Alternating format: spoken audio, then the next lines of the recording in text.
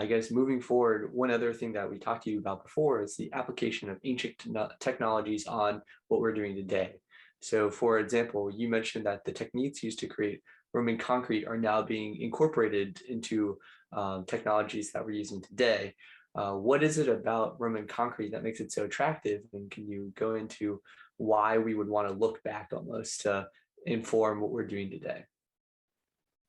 Yeah, so I don't know if they are being incorporated yet, but they could be. So there's another colleague of mine at MIT, Admir Masic, who has worked on Roman concrete for years. And one of the things that he's found, and these are, like 100 AD sort of structures that are still standing, that are entirely made of concrete. So if you think about 2000 years of life, that's extreme life in concrete, right? You go out on the street now and you look around and there's buildings and sidewalks crumbling. So the Romans had figured out, how do we make these materials that can survive centuries? And part of that is the materials they used in their concrete. So they used lime mortars, which is a little bit different chemistry than Portland cement, that is sort of the basis of most of our cement. And in the Roman case, they were using volcanic pozzolans and volcanic tephra, which are these sort of volcanic ashes and volcanic cinders in their lime mortars. And what those volcanic materials can do is redissolve over time. So once the lime gets consumed as the mortar and it fully reacts, that process is done, right? It's sort of like once the Portland cement reacts, the process is over and your cement, your concrete is what it is.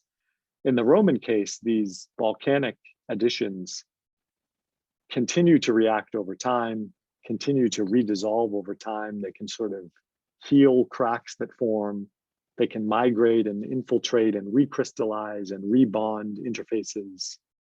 They can, in cement, you have interfaces between the aggregate and the mortar. They can repair those interfaces through this redissolution mechanism. So it's sort of like a living material that can heal itself and was intentionally designed to have these sort of lifetimes. So while, I don't think they didn't know on a molecular level what was going on, they did know they were intentionally doing this for life, for lifetime of the material. And in applications where, there's tons of water or there's groundwater, or where they knew that, hey, in these wet environments, we can get even more life out of these materials by engineering them a certain way. That's so cool. Yeah, it reminds me, I think maybe it was Stuff Matters, the book. Dave and I, we read that in our freshman year, and it was mentioning, I think, self-healing concrete, or maybe I read that somewhere else, but the use of bacteria, and there seems to be similarities here. Yeah, the bacteria is a cool application that actually I was just helping someone do some experiments with. That's really neat how the bacteria their byproduct is cementitious materials. So they're making cement as they go. It's amazing. Wow. Yeah.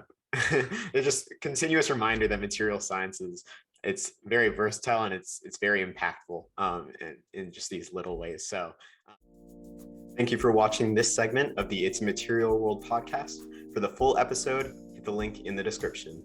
We'll see you soon. And in the meantime, go change the world.